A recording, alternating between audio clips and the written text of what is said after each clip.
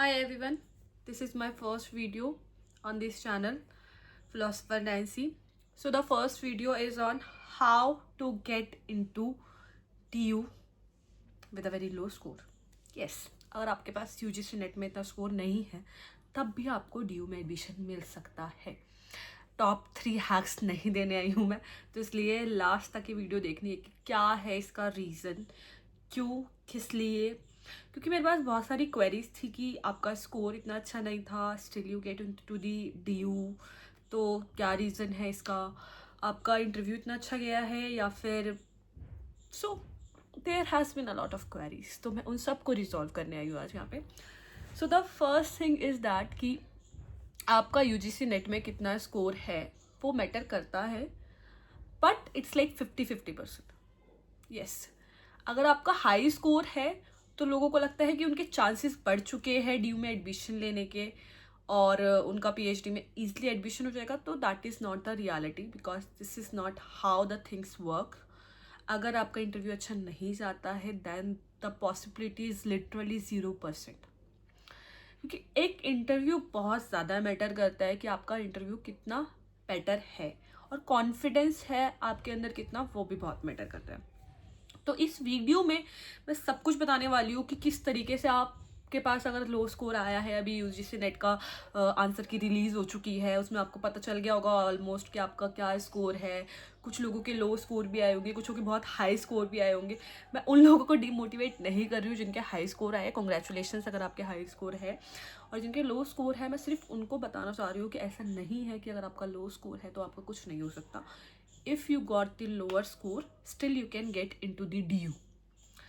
Yes.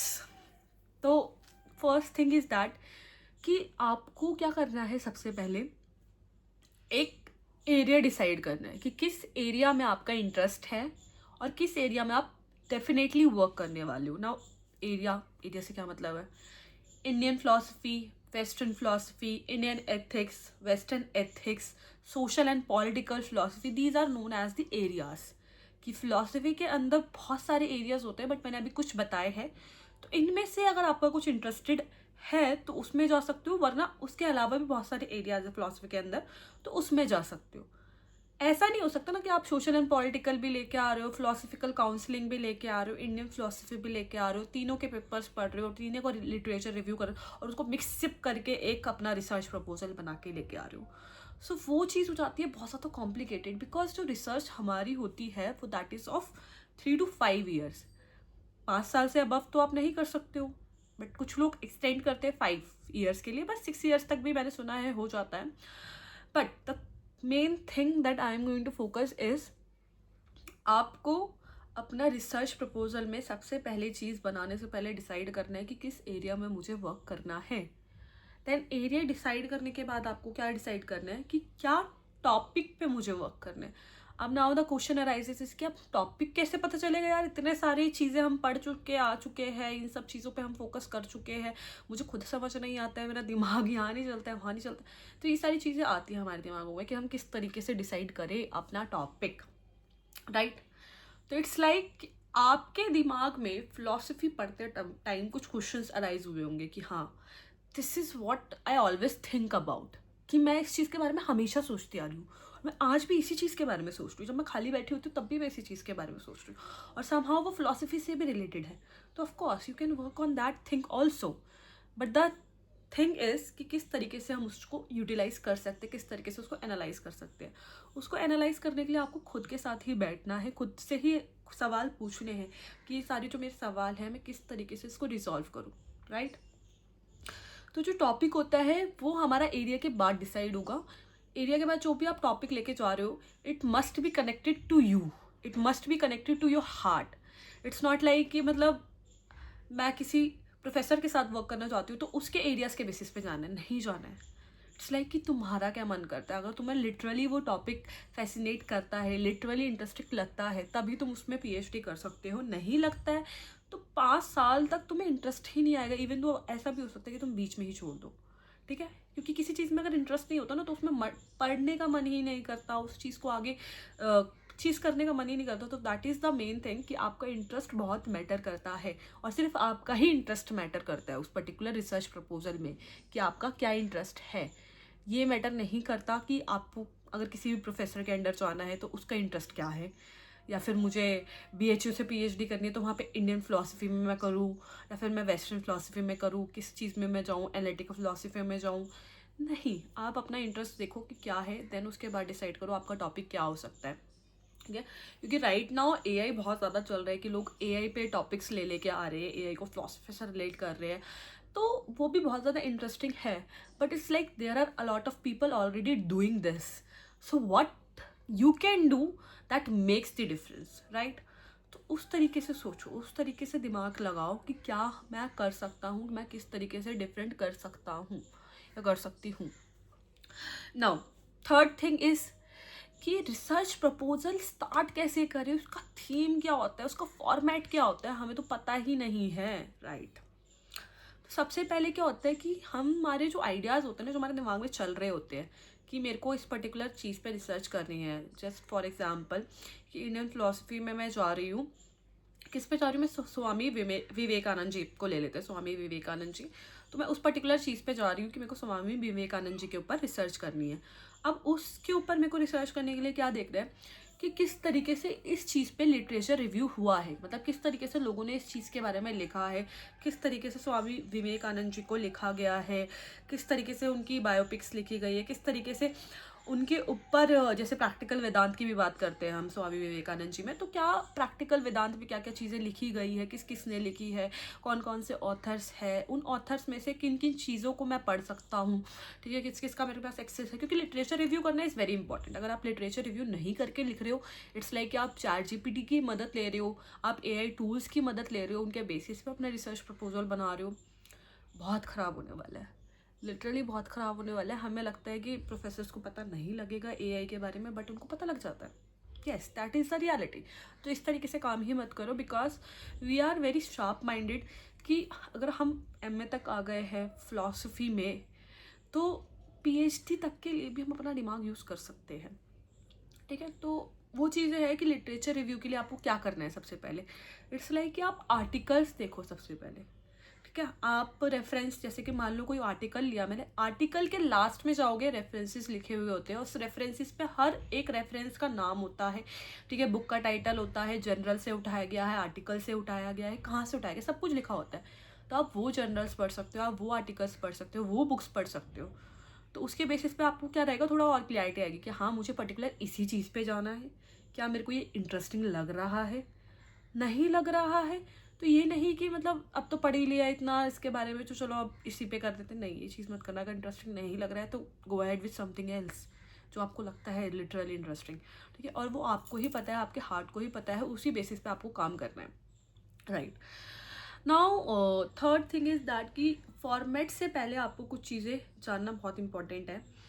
It's like कि हमारा topic क्या होता है। जैसे कि अगर मैं किसी को बताना चाहूँगी कि भाई मेरे से कोई पूछेगा कि नैन्सी तुम किस चीज़ के ऊपर रिसर्च कर रही हो, तो मैं बताऊँगी कि जो मेरा टॉपिक है दैट इज शिव सूत्र ऑफ वासुगुप्त, अ स्टडी ऑफ परम शिव इन कश्मीर शिविज्म। तो मेरा टॉपिक है, तो मैं हर किसी को इस टॉपिक से बताऊँगी, राइट? तो सबसे मेन होता है आपका टॉपिक। आपके टॉपिक में आपकी रिसर्च का एसेंस होना चाहिए। एसेंस का क्या मतलब है कि क्या आपकी रिसर्च पूरी की पूरी इसी चीज़ के ऊपर है, उस टॉपिक से ही पता लग जाता है। जैसे कि मेरे टॉपिक से क्या पता लग रहा है कि जो मेरी रिसर्च है वो कश्मीर शिविज्म के परम शिव के ऊपर है। परम Shiva we all know, Shiva ji की हम बात कर रहे हैं, ठीक है, तो उनके ऊपर है मेरी रिसर्च। तो इसी तरीके से आपका जो टॉपिक है वो आपकी रिसर्च के बारे में सब कुछ बता देता है। तो ऐसा ही टॉपिक हमने लिखना है। Then the second thing that comes is the abstract. Abstract कैसे लिखते हैं आप, सबसे मेन चीज़ कि एब्स्ट्रैक्ट कैसे लिखते हैं। मैंने क्या करना है, सबसे पहले लिटरेचर रिव्यू करना है। मैंने बुक्स पढ़ ली, मैंने जर्नल्स पढ़ लिए, मैंने आर्टिकल्स पढ़ लिए। उनमें से मैंने देखना है कि क्या क्या चीज़ मेरे को थोड़ी डिस्टर्बिंग लग रही है, क्या मुझे लग रहा है कि भाई इस चीज़ पे अच्छे से बात नहीं करी गई है, इस चीज़ को यहीं पे छोड़ दिया गया है, तो उसको हम कह देते हैं रिसर्च गैप, राइट? कि हाँ इस चीज़ पे रिसर्च होनी चाहिए भाई, ये चीज़ें क्यों छोड़ी गई है बीच में, इस चीज़ों को क्यों फोकस नहीं करा गया है, जबकि इसमें ये सारे क्वेश्चंस मेरे दिमाग में उठ रहे हैं। हाँ, तो वही है रिसर्च गैप। तो आपको वही चीज़ों को एनालाइज करना है, उस चीज़ को उठाना है, उसको रिसर्च गैप के बेसिस पे अब वही रिसर्च गैप में लिखोगे कि मेरा पर्टिकुलर मेरे को इस चीज़ के ऊपर ऐसे ऐसे क्वेश्चंस है मेरे पास, तो मेरे को इस चीज़ के ऊपर रिसर्च करनी है। नाउ एब्स्ट्रैक्ट कैसे लिखोगे आप? एब्स्ट्रैक्ट में क्या होता है, सबसे पहली चीज़ कि हमारा थोड़ा इंट्रो होता है कि मेरी जो रिसर्च है वो पर्टिकुलरली इस टॉपिक के ऊपर है। इस टॉपिक में इस पर्टिकुलर चीज़ पे मैं इन चीज़ों इन ऑथर्स में से ऑथर्स को उठाया है मैंने जिनकी ऊपर मैं रिसर्च करने वाला हूँ, ठीक है, और उनके किस किस काम के ऊपर मैं रिसर्च करने वाला हूँ, वो हमारा एब्स्ट्रैक्ट होता है। इट्स लाइक अ समरी, कि हम समरी दे देते हैं किस चीज़ की, कि हाँ अब इस पूरे चीज़ में इसी चीज़ के बारे में बात होने वाली है, राइट। तो हम वही चीज़ बताते हैं एब्स्ट्रैक्ट में कि किस तरीके से जो मेरी रिसर्च है वो किस चीज़ पे रहने वाली है, किन किन ऑथर्स को मैं फोकस करने वाली हूँ, ठीक है, किन किन जनरल्स को मैं पढ़ के ये चीज़ लेके आई हूँ और किस तरीके से मैं इस चीज़ पे वर्क करने चाहती हूँ, दैट्स ऑल, ठीक है। नाउ कम्स कि एब्स्ट्रैक्ट के बाद इंट्रोडक्शन। इंट्रोडक्शन क्या होता है? इंट्रोडक्शन में हम यही चीज़ बताते हैं कि सबसे पहली चीज़ की बैकग्राउंड क्या है, हिस्ट्री क्या है, क्यों मैंने ये सारी चीज़ ली है, इंट्रोड्यूस करते हैं। जैसे कि मैं अपने आप को किस तरीके से इंट्रोड्यूस कर सकती हूँ, वैसे ही आपका जो रिसर्च प्रपोजल है वो उसको खुद से ही कैसे इंट्रोड्यूस कर सकता है, that is main thing comes in the introduction. Now comes the research methodologies क्या होती है, रिसर्च गैप क्या होता है। रिसर्च गैप मैं आपको ऑलरेडी बता चुकी हूँ। रिसर्च मेथडोलॉजीज इज लाइक कि आपकी रिसर्च कैसी है। थ्योरेटिकल रिसर्च है कि उसमें कोई एक्सपेरिमेंट्स नहीं होने वाले हैं, मैंने बुक्स पढ़नी है, बुक्स के बेसिस पे एनालाइज करना है क्या क्या चीज़ों पे बात करी गई है, किस किस चीज़ों में करेक्शंस आने चाहिए, उसके बेसिस पे मेरी रिसर्च होने वाली है, ठीक है। और या फिर आपकी फिनोमेनोलॉजिकल रिसर्च है। फिनोमेनोलॉजिकल रिसर्च का क्या मतलब हो जाता है? फिनोमेनोलॉजिकल रिसर्च का मतलब है कि एक्सपेरिमेंट्स बेस के ऊपर, कि एक्सपेरिमेंट्स होते हैं, उन एक्सपेरिमेंट्स के बेस के ऊपर हमारी जो रिसर्च है। बाकी जो फिलॉसफी में रिसर्च होती है that is more of theoretical, but हाँ अगर आप साइकोलॉजी की साइड थोड़ा जा रहे हो तो उसमें थोड़े एक्सपेरिमेंट्स भी आ जाते हैं, ठीक है। तो वो डिपेंड करता है कि आपका रिसर्च टॉपिक क्या है, किस बेसिस पे आप रिसर्च कर रहे हो, तो आपकी मेथडोलॉजीज क्या है। मेथडोलॉजी भी बहुत सारी होती है, उसमें से आपको डिसाइड करना पड़ता है कि किन 3 से 4 मेथडोलॉजीज की आप बात करने वाले हो, किन 3 से 4 मेथडोलॉजीज के बेसिस पे ही आपकी रिसर्च चलने वाली है। बिकॉज आपकी अगर मेथडोलॉजीज डिसाइड नहीं है तो आप रिसर्च ही कैसे करोगे। एक होता है ना मेथड्स, कि मैं इस तरीके से इस चीज़ को एनालाइज कर रही हूँ, इस तरीके से मैं इस चीज़ को, हिस्टोरिकल एनालिसिस होता है एंड फिलोसफिकल एनालिसिस होता है, एनालिटिकल एनालिसिस होता है, ये सारी चीज़ें होती है। नाउ कम्स कि अब रिसर्च कैप भी हो गया, रिसर्च मेथडोलॉजीज भी होगी, अब क्या चीज़ आती है? Literature review. Literature reviews like कि आपका लिटरेचर रिव्यू, कौन कौन सी बुक्स आपने पढ़ ली है, आप उसका लिखोगे कि मैंने इस बुक में से ये चीज़ पढ़ी है, इस चीज़ में से मुझे इस चीज़ पे रिसर्च गैप लगा तो मैं इस पर्टिकुलर चीज़ को ही आगे फोकस करना चाहूँगी, ठीक है। ये बुक्स या फिर ये जर्नल्स या ये फिर ये राइटर्स मैं पढ़ चुकी हूँ, ठीक है। That comes in your literature review. Now अब आपका आ जाता है क्वेश्चन कि कंक्लूजन वगैरह हम देते हैं या नहीं देते हैं। नहीं, कभी भी रिसर्च प्रपोजल में कंक्लूजन नहीं होता। कंक्लूजन इज लाइक कि मैं इस पर्टिकुलर पूरी चीज़ पे अच्छे से करके आ चुकी हूँ, अब इसका कंक्लूड करके मैं ये निकल रही। भाई रिसर्च प्रपोजल आप किस लिए बना रहे हो? ताकि आप रिसर्च कर सको। अब अगर आपने उस पर्टिकुलर चीज़ पे अभी रिसर्च इतने अच्छे से करी ही नहीं है, आप बुक्स पे जो भी आप पढ़ रहे हो उसके बेसिस पे आपने रिसर्च प्रपोजल बना लिया है, तो आप कंक्लूड कैसे कर सकते हो? क्योंकि समटाइम्स ऐसा होता है कि जो चीज़ आप कंक्लूड कर रहे हो वो चीज़ मैच ही नहीं करेगी आपकी खुद की रिसर्च से, तो आप कैसे कैसे आर्ग्यूमेंट्स को फ्रेम करोगे, कैसे उन सब चीज़ों के आंसर्स दोगे? So that is the main question that arise in our mind, right. तो वो चीज़ नहीं करनी है। लास्ट में आपको लिखना है रेफरेंसेस। रेफरेंसेस का क्या मतलब है कि मैंने ये सारे जर्नल्स पढ़ लिए, सारे बुक्स पढ़ लिए, सारे जो भी है, या फिर पर्टिकुलर जो जो आप आगे जिन जिन की चीज़ों पे बात करने वाले हो तो उनके रेफरेंसेस डालने हैं। नाउ द मेन क्वेश्चन जिससे हम थोड़ा डिस्ट्रैक्ट हो चुके हैं कि DU में लो स्कोर के साथ एडमिशन कैसे लेना है। यस, तो सबसे पहली चीज़, आपने रिसर्च प्रपोजल बना लिया, कैसे बनाना है वो भी मैंने आपको बता दिया, तो आपका थोड़ा काम इजी हो चुका। अब आपको क्या करना है, इस रिसर्च प्रपोजल को बनाने के बाद मेक श्योर कि आपका जो स्कोर, एटलीस्ट आपका UGC नेट तो क्लियर होना चाहिए। अगर आपका वही क्लियर नहीं है तो आप तो सपने देखना बंद कर दो। यस, UGC नेट क्लियर है, देन उसके बाद JRF भी क्लियर है, JRF है किसी का और किसी का UGC नेट है, तो दोनों में डिफरेंस ये आ जाता है कि भाई JRF वाले को प्रेफरेंस ज़्यादा मिलती है, ऐसा कहते हैं लोग, बट ऐसा कुछ नहीं है। JRF वाले को तब प्रेफरेंस मिलती है जब उसका इंटरव्यू भी उतना अच्छा गया हो, बट अगर आपका सिर्फ नेट भी है तब भी आपको प्रेफरेंस मिल सकती है अगर आपका इंटरव्यू इस लेवल का है। तो इंटरव्यू में आपको क्या क्या चीज़ों का ध्यान रखना है?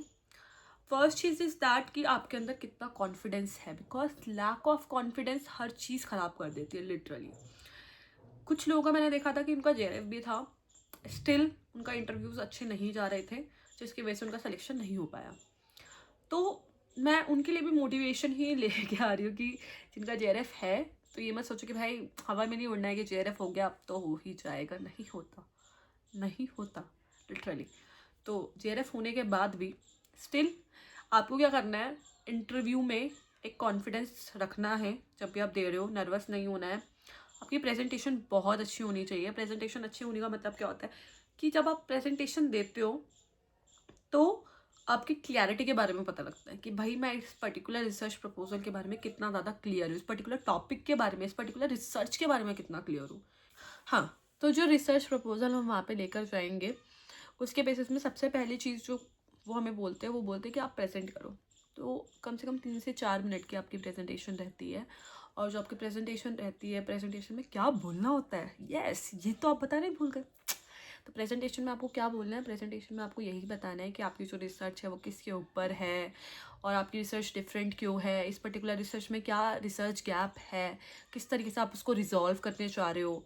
तो यही सारी चीज़ें आपको अपनी प्रेजेंटेशन में बताना होता है, राइट। देन उसके बाद प्रोफेसर आपसे क्वेश्चंस पूछते हैं। क्वेश्चंस उनके किस तरीके से रहते हैं, क्या सारे प्रोफेसर्स क्वेश्चन पूछते हैं, जिनका एरिया नहीं है वो भी क्वेश्चंस पूछते हैं, ये सारे आपके दिमाग में भी क्वेश्चंस चल रहे होंगे, राइट। तो सबसे पहली चीज़ इस सब पूछते हैं क्वेश्चंस। अगर उनका एरिया नहीं भी है वो आपकी प्रेजेंटेशन सुन रहे हैं, अच्छे से सुन रहे हैं। और दूसरी चीज़ ये आपको ध्यान रखना है कि अगर आपकी प्रेजेंटेशन अच्छी होगी तभी वो पूरा एंड तक सुनेंगे। अगर आपकी प्रेजेंटेशन ही अच्छी नहीं, बार बार अटक रहे हो, आपको समझ नहीं आ रहा, आपको क्लैरिटी नहीं, तो आप बीच में भी रोक सकते हैं। Yes, this is the possibility कि आपको वो बीच में रोक के ही क्वेश्चंस पूछना स्टार्ट कर दे कि भाई देखते हैं प्रेजेंटेशन इतनी अच्छी नहीं हो पा रही है, बट लेट्स सी कि क्वेश्चंस के बेसिस पे कितना बच्चे को क्लैरिटी है या नहीं है। So that might be possible. उसके अलावा अगर आपकी प्रेजेंटेशन बहुत अच्छी जा रही है तो वो पूरा ख़त्म होने देंगे आपकी प्रेजेंटेशन। जैसे ही ख़त्म होगी फिर वो आपसे क्वेश्चंस पूछेंगे, और जो उनके क्वेश्चंस होते हैं वो आपकी पर्टिकुलर रिसर्च से रिलेटेड ही होंगे, उसके बियॉन्ड नहीं जाएंगे। उसके बियॉन्ड कोई भी प्रोफेसर्स नहीं जाके पूछते हैं, वही सारी चीज़ें पूछते हैं आपसे जो आपने रिसर्च प्रपोजल में लिख रखे हैं, राइट। अब अगर 15 प्रोफेसर्स बैठे हैं तो क्या 15 के 15 क्वेश्चन पूछेंगे? इट डिपेंड्स, या इट डिपेंड्स। क्योंकि जो मेरा इंटरव्यू हुआ था उस इंटरव्यू में ऑलमोस्ट सब ने ही क्वेश्चन पूछे थे। तो 11-12 लोग थे, तो उन सब ने ही मेरे से क्वेश्चन पूछे थे। और ऐसा होता है कि एक के बाद एक, एक के बाद एक, एक के बाद एक सब पूछते हैं। तो तो आपको एक नर्वस नहीं होना है कि आप नर्वस हो जाओ कि अब यार समझ नहीं आ रहा, आता सब था बट नहीं समझ आ रहा। तो वो चीज़ नहीं करनी है। सबसे पहली चीज़ लाइक कि स्लो एंड स्टेडी रखो। एक आंसर दो, ठीक है, देन सेकेंड आंसर पे जाओ, देन थर्ड आंसर पे जाओ, देन फोर्थ आंसर पे जाओ। इसी तरीके से चीज़ें करनी है, ठीक है। और जो आपके आंसर्स होंगे वो आंसर्स किस बेसिस पे होंगे, कितना कॉन्फिडेंस होना चाहिए? कॉन्फिडेंस तो होना ही चाहिए। और आंसर्स जो है वो आपके पर्टिकुलर जो भी आप रिसर्च लेके जा रहे हो ना उसी में से आएंगे, कुछ बियॉन्ड जाके नहीं बोलना उसके। और ओवर कॉन्फिडेंस भी नहीं रहना है। ओवर कॉन्फिडेंस चीज़ें कभी सही नहीं होती, तो ओवर कॉन्फिडेंट भी नहीं रहना है। और अगर किसी का आंसर नहीं आता है ना तो क्लियरली से कि मतलब I am going to focus on this area, I am going to focus on this particular part, but right now I am not focused on this, but I will definitely going to look at this, ठीक है। तो something like that, ऐसी चीज़ें बोलो, ठीक है। ये नहीं कि मतलब नहीं आता है प्रॉपरली, अरे क्या फालतू का क्वेश्चन, ऐसे नहीं करना है, लिटरली नहीं करना है। क्योंकि फिर नहीं होना है सिलेक्शन, राइट। तो ये सारी चीज़ों का ध्यान रखना है हमें।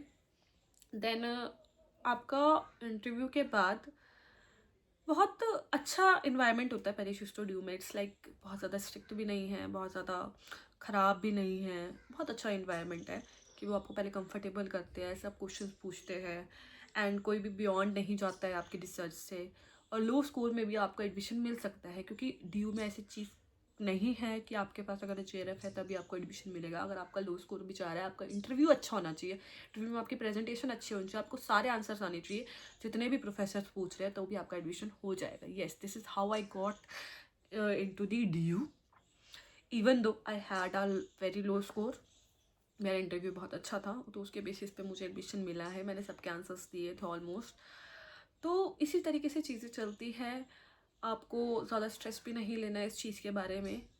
और कुछ लोग इंट्रोवर्ट होते हैं, तो उनको समझ नहीं आता कि भाई वो कैसे प्रेजेंटेशन दें, इनका घबरा जाते हैं।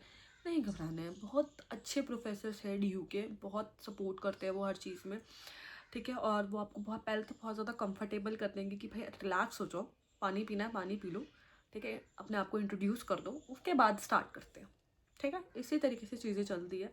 कोई भी इस तरीके से नहीं जाएगा कि एकदम आप पे गुस्सा कर रही है, ये क्या फालतू की चीज़ें ले आए हो, ये क्या है, ये है वो है। ऐसे एटीट्यूड्स नहीं होते हैं, ऐसा कुछ नहीं होता, ठीक है। DU में बाकियों का मेरे को नहीं पता, बट हाँ DU का जितना मैंने देखा ऐसी चीज़ें नहीं होती है।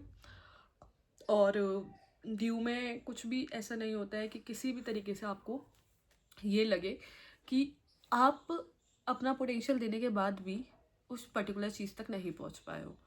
तो बस 3 चीज़ों का ध्यान रखो। First cheese is confidence, second cheese is कि आपकी प्रेजेंटेशन बहुत अच्छी होनी चाहिए, थर्ड चीज़ इज़ दैट कि जो भी आप रिसर्च प्रपोजल लेके जा रहे हो बहुत यूनिक होना चाहिए। बस इन 3 चीज़ों का ध्यान रखो कि DU में एडमिशन मिल जाएगा, दैट्स ऑल, ठीक है। तो जिनके पास JRF भी है ना, वो लोग भी अच्छे से इंटरव्यू करने की कोशिश करो, तब भी हो जाएगा। बट अगर जिनके पास JRF नहीं है तो उनको मोटिवेट रहना है, क्योंकि उनको DU में एडमिशन मिल सकता है अगर उनका इंटरव्यू अच्छा जाता है तो, ठीक है। और देखो इसमें ना कुछ चीज़ें ये भी मैटर करती है कि आप किस कैटेगरी के हो। कैटेगरी वाइज सीट्स निकलती है क्योंकि, और कैटेगरी वाइज जब सीट्स निकलती है तो उस कैटेगरी में आपसे ऊपर क्यों कितने लोग, क्योंकि आप लोग को भी इतना ज़्यादा कॉन्फिडेंट इनफ नहीं होना है कि भाई मेरा तो लो स्कोर है, इंटरव्यू अच्छा कर लिया तो भी एडमिशन हो जाएगा। हो सकता है कि आपके अलावा किसी और बच्चे का JRF हो, उसका इंटरव्यू भी अच्छा जा रहा है, तो उसके होने के चांसेस बहुत ज़्यादा बढ़ जाते हैं, ठीक है। तो इसी तरीके से इन चीज़ों का ध्यान रखना है। और मतलब सारे ही जगह पे अप्लाई करते रहना है, किसी भी एक पर्टिकुलर चीज़ पे नहीं रुकना है कि मैं सिर्फ DU में ही अप्लाई करूँगी, मैं सिर्फ JNU में ही अप्लाई करूँगी। DU JNU सेंट्रल यूनिवर्सिटीज़ इतनी सारी है। विश्व भारती यूनिवर्सिटी थी तो मेरा उसमें भी हो गया था सिलेक्शन, इवन दो उसमें सिर्फ एक सीट थी। तो मेरी जो खुद की कैटेगरी है दैट इज़ SC कैटेगरी, तो मैं SC कैटेगरी से बिलोंग करती हूँ, तो उसमें मेरा एडमिशन हुआ है। इवन दो DU में भी सिर्फ 2 ही सीट थे SC कैटेगरीज में।